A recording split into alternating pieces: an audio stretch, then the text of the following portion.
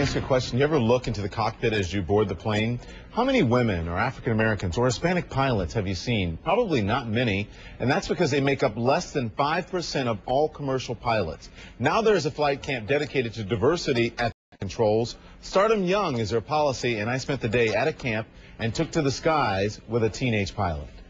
Okay, runway in sight, runway 22. What's a 17-year-old doing behind the controls of an MD-90 jet? Oh, dude, you just did that by yourself. Okay, it's just a simulator, but soon Brandon Henry hopes to navigate the real deal. Just gave me a taste of what I would be doing as a career. Brandon is taking part in this free aviation camp for teens. 2,000 applied, but only 75 got in, mostly on their academic achievements. So this is the real thing, guys. The real things, don't take it lightly. A thrill for budding pilots and a way to promote diversity in the airline industry. This camp and others like it were started by the Organization of Black Airline Pilots, which says fewer than 5% of all commercial pilots are African American or women. Jerome Wellens is one of them. I don't get on the plane a lot and see a lot of black pilots, and I don't see a lot of women. Right. We are very few and far apart. That's another reason why we're doing this program, to try to get more of black men and women into aviation, into the cockpit, into air traffic control towers, into the maintenance hangar. Wellens flies for Atlantic Southeast Airlines. 7 years ago, he graduated from this camp. A lot of kids don't get this kind of exposure and see the things that they're seeing. It's been great, and I'm where I'm at today because of this program.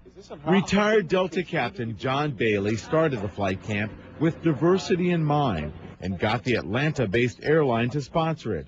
He soon found out it was not only a good way to train future pilots, but that the experience was a great confidence builder for young people. A kid has been told all his life, you're stupid, you can't do that, you can't do this. And now he flies an airplane all by himself. Think about that, all by himself. He's a different kid after he solos. It's amazing to watch. Even the way they walk, the way they talk, it's amazing. The induction, inlet, and filter. All right, so that's our air filter. That's what... Time now for the real thing. As Brandon and his classmates learn pre-flight inspections, my photographer and I prepare to be inaugural passengers.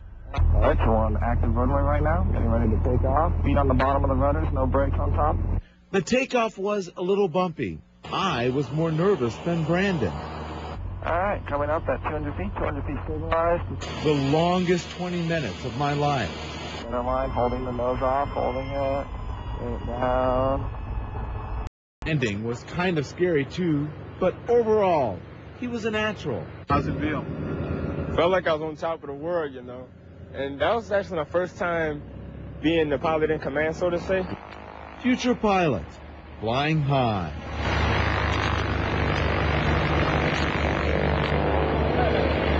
You know, I congratulate the kid, but I was so scared. I congratulate you. Yeah. That's pretty brave. Did he tell you this was his first time before you actually went in the air? That was his first time in the air behind the controls. I mean, and you knew of course, that and still went. Yeah, he had an instructor with him, and I went. You know, I trusted in the person higher than where we were, but yeah, it was pretty scary. But you know, it's an amazing camp because the camp was started back in 1989, and 2 of his graduates are now commercial pilots. 30 others are working in the airline industry, including being corporate instructors and in the military and what have you. So they're doing pretty well, and they're promoting diversity among the ranks. If you want more information about this, you can go to, it's called acecamps.org, acecamps.org. So there you go. Well done. Yeah. Brave man. Yes.